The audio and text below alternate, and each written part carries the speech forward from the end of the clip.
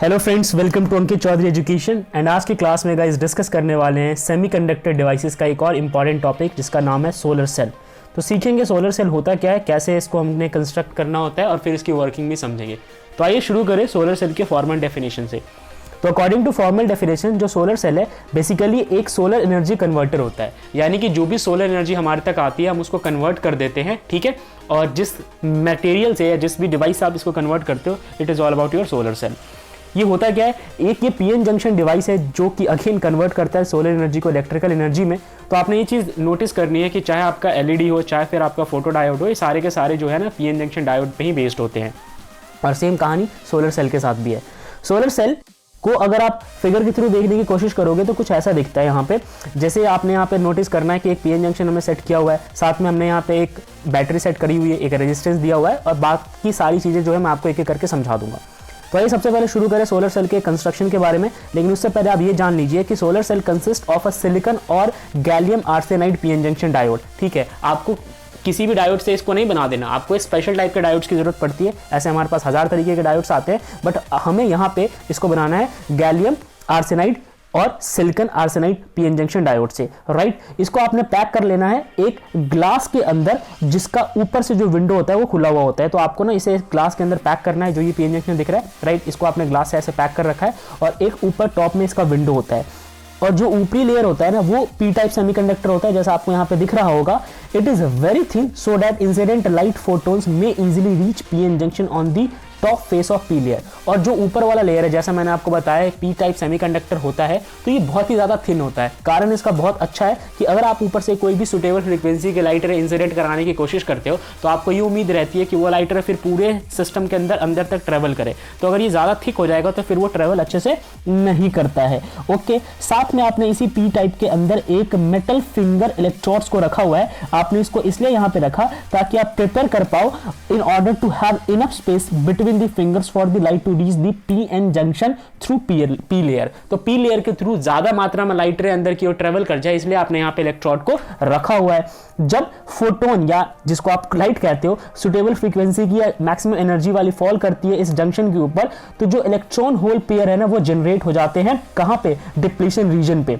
अब देखो depletion region होगा कहाँ पे, ये मेरे पास पी वाला हिस्सा है, ये मेरे पास एन वाला हिस्सा है, तो इसी के करीब यहाँ पे एक रीजन डेवलप होता है जिसको हम कहते हैं डिप्लीशन रीजन। तो ये जो ग्रीन वाला मैंने पार्ट बनाया ना, इसी में इलेक्ट्रॉन होल्स के कुछ हिस्से जो है ट्रेवल करने शुरू कर जाते हैं। समझ में आ गया यहाँ तक, okay. The electron holes produce move in opposite direction due to field junction. लेकिन जो भी इलेक्ट्रॉन्स होल्स जनरेट हुए हैं ना वो ऑपोजिट डायरेक्शन में ट्रेवल करते हैं। किस वजह से अपोजिट डायरेक्शन में ट्रेवल करते हैं, ये इसलिए ट्रेवल करते हैं क्योंकि यहाँ पे जंक्शन का खुद का भी फील्ड होता है। आप सबको पता होगा कि जो भी पीएन जंक्शन है उनका एक अपना इलेक्ट्रिक फील्ड होता है, तो उस कारण से जो इलेक्ट्रॉन होल्स क्रिएट हुए हैं वो अपोजिट डायरेक्शन में ट्रेवल करते हैं। तो आप सोचो जरा, एन से क्या क्रिएट होगा, एन से क्रिएट होगा यहाँ पे होल्स, और पी से क्या क्रिएट होगा, पी से क्रिएट होगा इलेक्ट्रॉन्स। जब वो ट्रेवल करने की कोशिश करेंगे, माइनॉरिटी चार्ज कैरियर्स की मैं बात कर रहा हूँ फिलहाल यहाँ पे, तो एक दूसरे के अपोजिट में ट्रेवल करेंगे। अगर मैं मेजॉरिटी की बात करूँ तो मेजॉरिटी पी से होता है होल्स और एन से होता है इलेक्ट्रॉन। तो वो फिर अपनी जगह पे रेस्पेक्टिवली पोजीशन पे ठीक ठाक ट्रेवल करते हैं, मगर ये बात याद रहे कि डायरेक्शन जो होता है वो अपोज हो जाता है।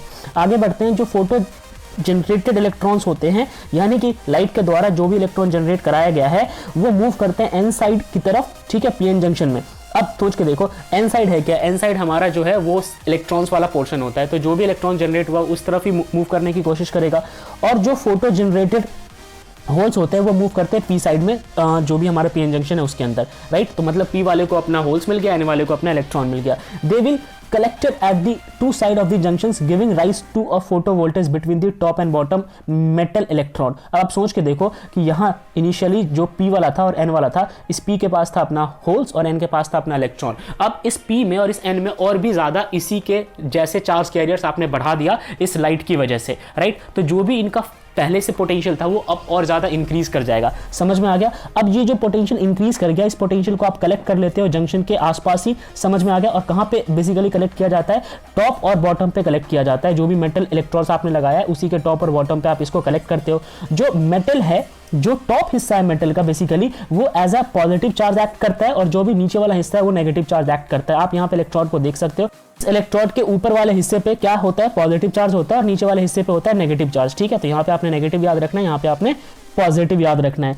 अब जब आप एक्सटर्नल लोड या फिर आप ये कह लीजिए कोई भी एक्सटर्नल चीज इससे कनेक्ट करते हैं मेटल इलेक्ट्रोड से, तो फिर करंट वहीं पे फ्लो कर जाता है। आपने यहाँ पे एक लोड कनेक्ट कर रखा है, ठीक है, तो करंट ना जब कोई लोड इसके साथ कनेक्ट हो जाता है तो जो भी एक्सेस करंट जनरेट किया है, और आपने किसकी मदद से जनरेट किया है, इन्हीं लाइट्स की मदद से एक्सेस करंट जनरेट किया है। सोचो कहानी कैसे चल रही थी, इस लाइट ने पहले क्या जनरेट कर दिया, पोटेंशियल इंक्रीज कर दिया, और उसकी वजह से जो करंट जनरेट हुआ है वो करंट जब आप लोड लगाओगे तो वहां पे फ्लो कर जाएगा, राइट। तो जो भी एक्स्ट्रा करंट है वहां पे फ्लो कर जाता है। अच्छा, अब जो करंट फ्लो कर गया तो हमें यही तो चाहिए था, हमें एक ऐसा डिवाइस बनाना था जो कि लाइट एनर्जी से हमें करंट दे दे, राइट। अब इसका इस्तेमाल हम कहां कहां करते हैं, तो आजकल तो चर्चा में बहुत ज्यादा है टेस्ला मोटर्स, तो उनके जितने भी कार्स होते हैं उनके बैटरी में हम यही जो है फेनोमेना इस्तेमाल करने वाले हैं, राइट। और बहुत सारे जो भी हमारे पास आर्टिफिशियल सैटेलाइट्स होते हैं जो ऑपरेट किए जाते हैं, इन सब में हमने सोलर सेल का इस्तेमाल करना होता है। फिर सोलर सेल का हम इस्तेमाल कहाँ पे करते हैं, ट्रैफिक साइंस पे इस्तेमाल करते हैं, और रिमोट रेडियो टेलीफोन्स में भी हम सोलर सेल का ही इस्तेमाल करते हैं। तो मैं